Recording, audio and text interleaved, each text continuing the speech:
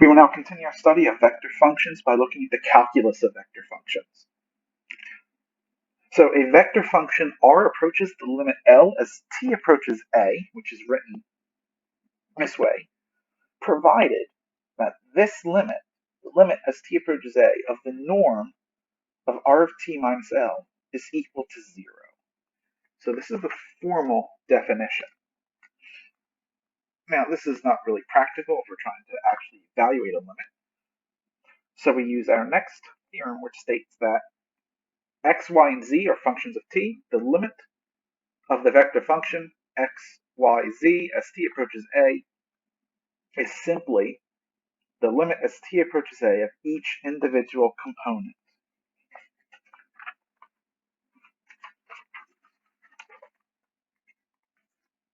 So to prove this, let L be the vector x naught, y, z naught. Now the norm of R minus L squared would be x of t minus x naught squared plus y of t minus y naught squared plus z of t minus z naught squared. So this on the left will approach 0 if and only if this sum approaches 0. Now, since each term in the sum is non-negative because each term is being squared, each of these terms individually must approach 0. So that is, x of t minus x naught approaches 0, y of t minus y naught approaches 0, and z of t minus z naught approaches 0 as t approaches A. So we say that this limit, the limit of R as t approaches L, if and only if the limit of x as t approaches A is x naught, the limit of y as t approaches A is y naught, and the limit of z as t approaches A is z naught, which is saying we can take the limit of each individual component individually, and so our proof is complete. So for each of the following functions, we will just determine the limit as t approaches 3. So our first function is the vector t squared minus 3t plus 4, and then 4t plus 3. So the limit as t approaches 3 of r of t. So this will be this limit as t approaches 3 of the vector t squared minus 3t plus 4 and 4t plus 3. But our previous theorem said we can just take the limit of each individual component. So the limit as t approaches 3 of the x component and the limit as t approaches 3 of the y component. Okay. Well, now these are Calc 1 limits. So this limit here would just be 3 squared minus 3 times 3 plus 4. So it's 9 minus 9 plus 4 is just 4. And then this will be 4 times 3 plus 3. So it's 12 plus 3, which is 15. And so this limit is the vector 4, 15. The next one is the vector 2t minus 4 over t plus 1, t over t squared plus 1, and then 4t minus 3. So again, the limit as t approaches 3 of r of t is equal to the limit as t approaches 3 of this vector, 2t minus 4 over t plus 1, t over t squared plus 1, and then 4t minus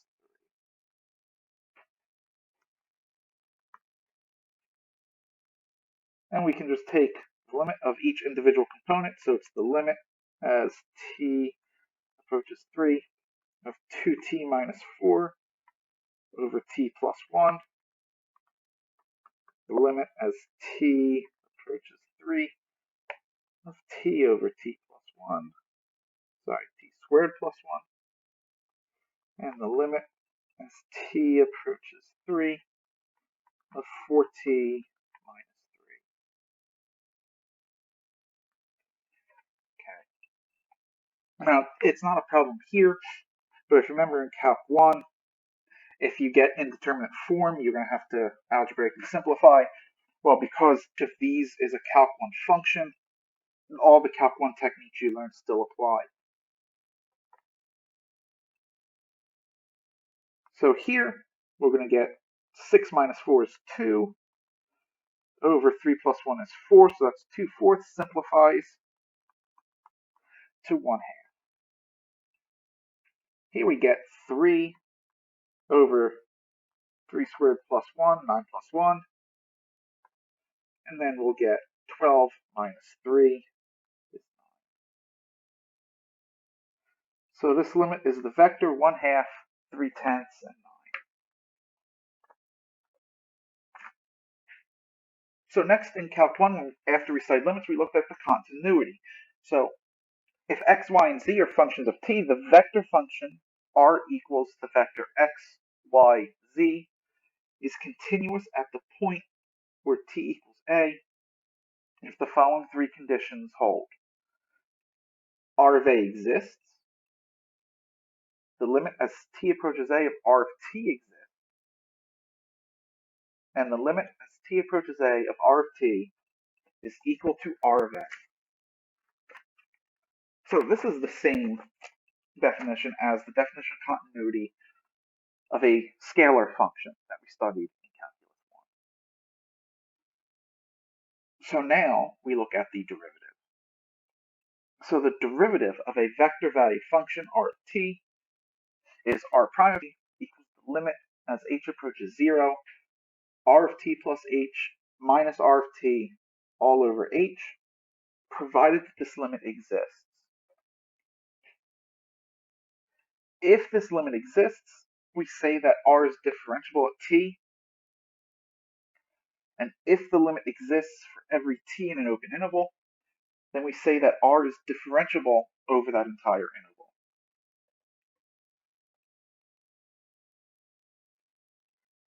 So again, this definition really doesn't help us with the calculation. So let's see if we can find a simpler way. So we have the vector value function r is equal to the vector x of t, y of t, z of t, where x, y, and z are all differentiable functions of t. Well then, just plug this into the limit definition. Right? So r prime is the limit as h approaches 0 of this. Well, r of t plus h, we just replace t with t plus h, so we get x of t plus h, y of t plus h, z of t plus h, minus r over h. Now we have scalar multiplication as well as subtraction. So we subtract the x components and then divide by h. So we get x of t plus h minus x of t all over h, y of t plus h minus y of t all over h, and then z of t plus h minus z of t all over h. Well, now we know that to evaluate a limit, we just evaluate each component. So it's the limit as h approaches 0 of this x of t plus h minus x of t over h. It's the limit as h approaches 0 of this y of t plus h minus y of t over h. And it's the limit as h approaches 0 of this z of t plus h minus z of t all over h. But this is just the definition of the derivative of x with respect to t. So that's x prime of t. And then likewise, so it's x prime, y prime, and z prime. What this discussion tells us is that if x, y, and z are differential functions of t, then the derivative of the vector x of t, y of t, z of t is just the vector of the derivatives of each individual component. So we just take the derivative of each component function, and that's the derivative of our vector. So we'll find the derivative of the following functions. So r prime of t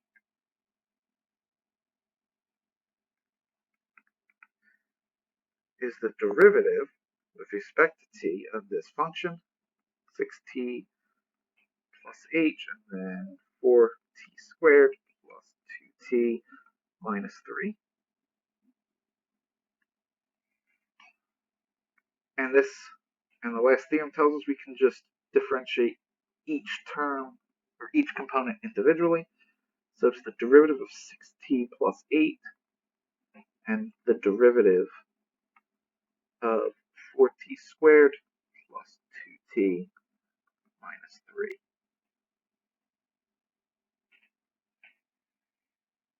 And again, each of these is now a Calc 1 derivative. So the derivative of 6t plus 8 is just 6, and the derivative of 4t squared plus 2t minus 3 is 8t plus 2. And that would be our derivative. Of course, we could simplify this if we wanted to by factoring out a 2, and then we'd be left with 3 and 4t plus 1. Either one.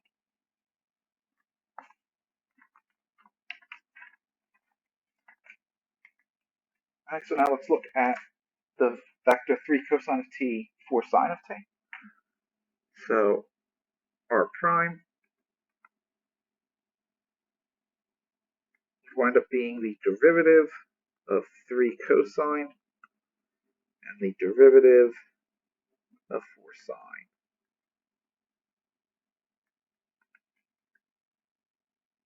So the derivative of 3 cosine, remember, is negative 3 sine of t, and the derivative of 4 sine would be 4 times cosine of t.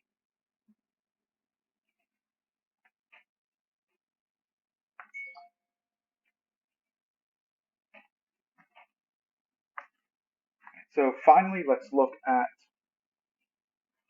the vector e of t sine of t, e of t cosine of t, and e to the negative 2t. So r prime, we have the derivative of e to the t sine of t, the derivative of e to the t cosine of t, and the derivative of negative e to the 2t.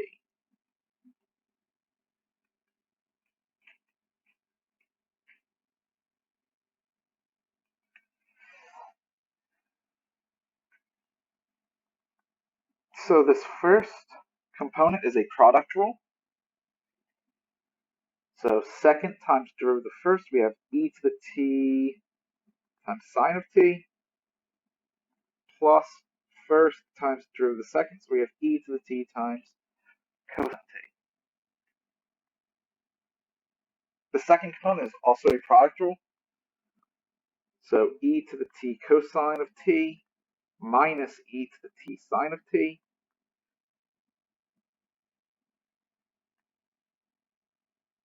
And then this derivative is going to use chain rule, so we get negative 2e to the 2t. And so this is our derivative, and if we so desire, we could factor out an e to the t from the whole thing, and then we'd be left with sine of t plus cosine of t, cosine of t minus sine of t, and then negative 2e to the t.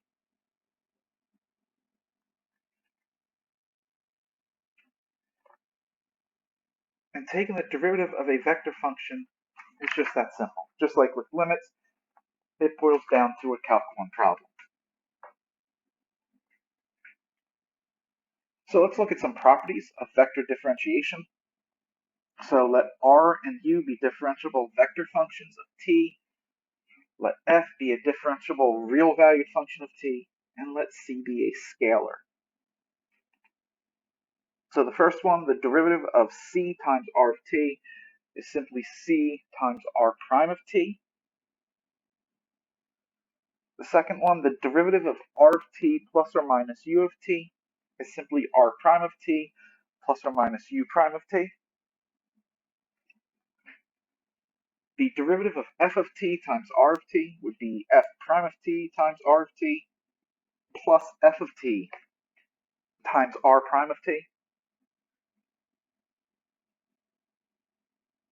Then we have the derivative of r of t dotted with u of t. So this is r prime of t dotted with u of t plus r of t dotted with u prime of t.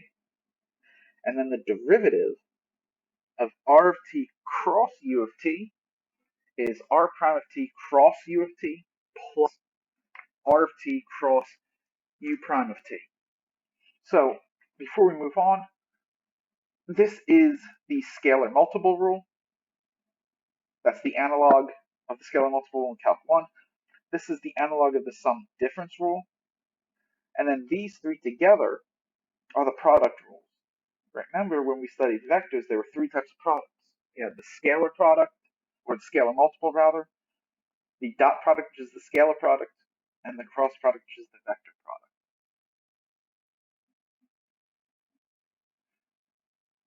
So next up, we have the derivative of r of f of t is r prime of f of t times f prime of t. So this would be the analog of the chain rule. And then finally, if r dot r is a constant, then r dot r prime is 0. And remember, if a dot product is 0, the two vectors are orthogonal. So if r dot r is a constant, then r and r prime would be orthogonal to each other. So here, we're just going to prove a couple properties. The remaining properties will be left to the individual viewer. So we define R as a vector in space, x, y, z. We're going to let f be a real valued function. And we're going to prove property 3, which was the product rule for scalar multiplication. Then d dt of f of t r of t is d dt of the vector fx, fy, fz. And of course, we just take the derivative of each component. So if we look at this component first, this is a product rule from Calc 1. So derivative of the first times the second, plus second times derivative of the first. And these two are done the same way. So f prime y plus fy prime, and then f prime z plus fz prime. If we now break this into the sum of two vectors, we're going to look at the vector where the f is being primed. So that's f prime x, f prime y, f prime z. Then we have the vector where the f is not being primed. So it's plus fx prime, f prime, fz prime. Then by definition, we would have f prime times r, and then f times r prime. And so that is the proof. The next property that we're going to go ahead and prove is the dot product one. So we say r is x1, y1, z1. We let u be x2, y2, z2. So the derivative of r dot u. So let's go ahead and actually do this dot product. x1, x2 plus y1, y2 plus z1, z2. Well, now this is just a simple scalar function. So we take its derivative. We're going to use a combination of sum rule and product rule. All right, so we take the derivative of this first term first. x1 prime x2 plus x1 x2 prime. Then we would add the derivative of the second term, y1 prime y2 plus y1 y2 prime. Then we would add the derivative of the third term, z1 prime z2 plus z1 z2 prime. So what we can do now is separate these. We're going to group all the terms where the first subscript is being primed, so x1 prime x2 plus y1 prime y2 plus z1 prime z2. And then we group where the second subscript is being primed. So x1, x2 prime plus y1, y2 prime plus z1, z2 prime. Well, x1 prime, y1 prime, z1 prime is r prime. x2, y2, z2 is u. So this grouping is r prime dotted with u. And then the second grouping would be r dotted with u prime. And so that completes that. So recall that if we took the derivative at a point of a real function, a real valued function, it's interpreted as the slope of the tangent line to the graph at that point. So, in the case of vector functions, the derivative provides a tangent vector to the curve represented by the function. Now, often we are just simply concerned with the direction of this tangent vector. And we call this the principal unit tangent vector. So let C be a curve defined by a vector function r, and assume that r prime exists when t is equal to t naught. A tangent vector v at t equals t naught is any vector such that when the tail of the vector is placed at the point r of t naught on the graph, vector v is tangent to curve C. So r prime of t naught is an example of a tangent vector at the point t naught.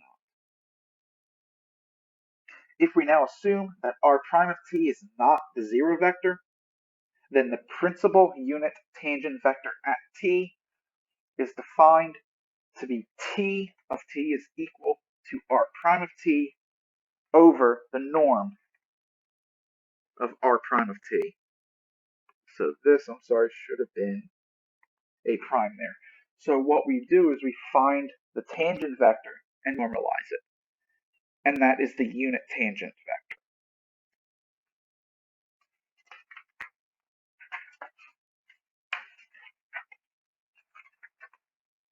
So for each of the following functions, we will find the unit tangent vector. So the first thing we have to do, remember, is we have to find r prime.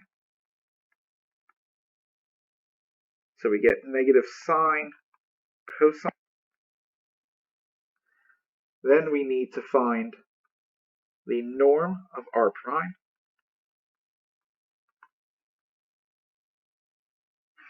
So we get the square root of cosine squared plus sine squared. Well, cosine squared plus sine squared is just simply 1, and so this is already unit. So our unit tangent vector is just r prime. Negative sine of t, cosine of t. Let's look at one that's not so straightforward. 3t squared plus 2t, 2 minus 4t cubed, and 6t plus 5. So r prime of t is the vector t plus 2, negative 12t squared, and 6. So the norm of r prime, we have the square root of 6t plus 2 squared, which is 36t squared, plus 24t plus 4, plus 144t to the fourth, plus 36.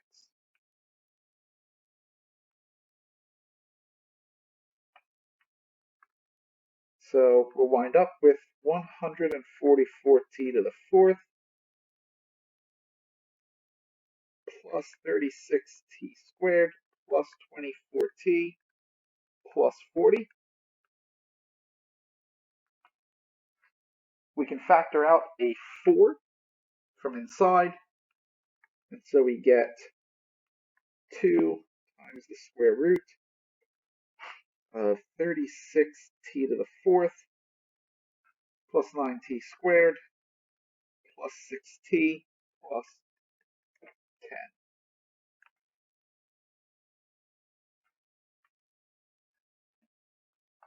10. And so our unit tangent vector t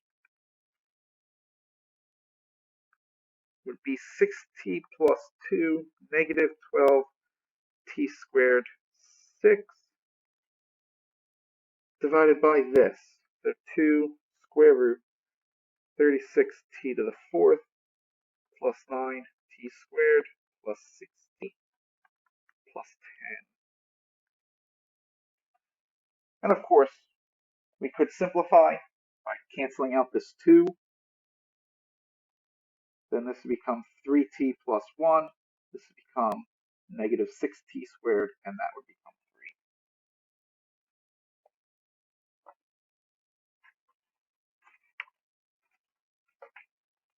3. So that leaves only one calculus operation left to look at, and that is integration. So we let x, y, and z be integrable real-valued functions over the closed interval a to b. The indefinite integral of a vector-valued function, r equals x, y, z, is simply the integral of each individual term. So here I'm skipping the formal Riemann definition and going right to the useful calculation. Likewise, the definite integral, you just take the definite integral of each individual component.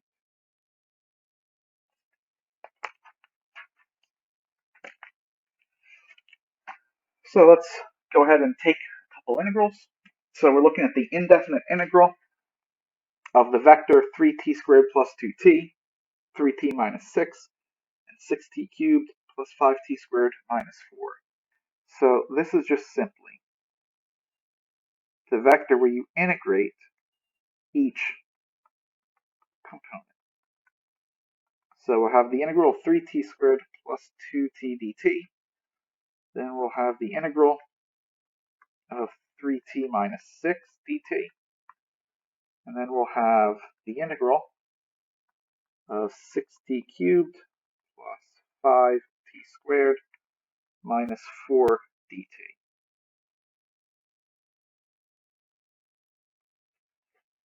And again, now these are just simple Calc 1, maybe Calc 2. These ones are all Calc 1 integrals. So for this first one, we have t cubed plus t squared plus some constant. Then we'll have 3/2 t squared minus 6t plus some constant. Then we have 6/4 t to the 4th plus 5/3 t cubed minus 4t plus some constant. Right? So what we will typically do then is we can split all these constants off into their own vector.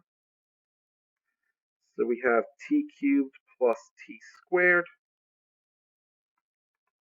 3/2 t squared minus 6t, 3/2 t to the 4th plus 5/3 t cubed minus 4t plus our cx, cy, and cz. And then what we'll do is, instead of writing it in this form, we'll just write it as the c vector, the constant vector. So that when you find an indefinite integral, what we're actually doing is finding the simplest antiderivative of each component. And remember, that just means integrating and not adding the constant. And at the very end, we just add in a constant vector.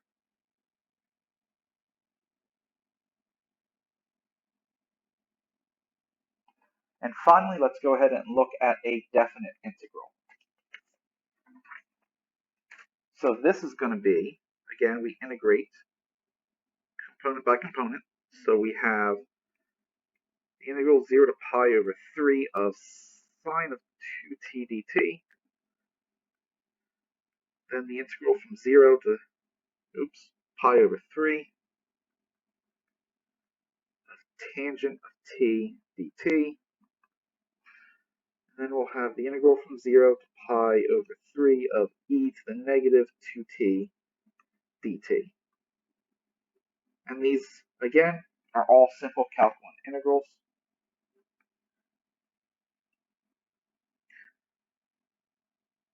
So the first antiderivative sine of 2t, negative 1/2 cosine of 2t, and that will be evaluated from t equals 0 to pi over 3.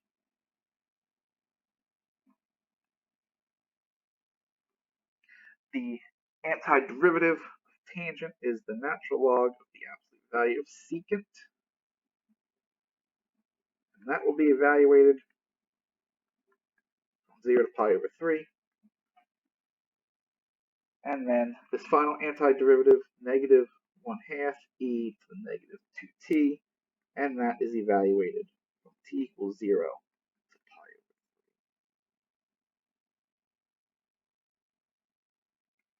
3. And of course, remember that when we are evaluating, it is upper minus lower. So this will equal, for the first component, will be negative 1/2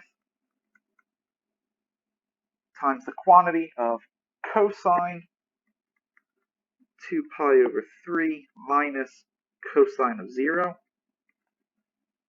For the second component, it'll be the natural log of the absolute value of secant pi over 3 minus the natural log of the absolute value secant of 0. And then the third component will be negative 1/2 times the quantity e to the negative 2 pi over 3 minus e to the 0.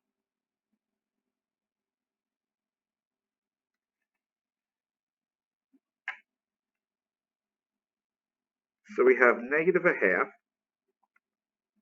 cosine of 2 pi over 3 is negative 1/2 minus cosine of 0 is 1. So natural log secant of pi over 3 would be 2 minus natural log secant of 0 is 1. And then negative 1/2 times e to the negative 2 pi over 3 minus e to the 0 is 1.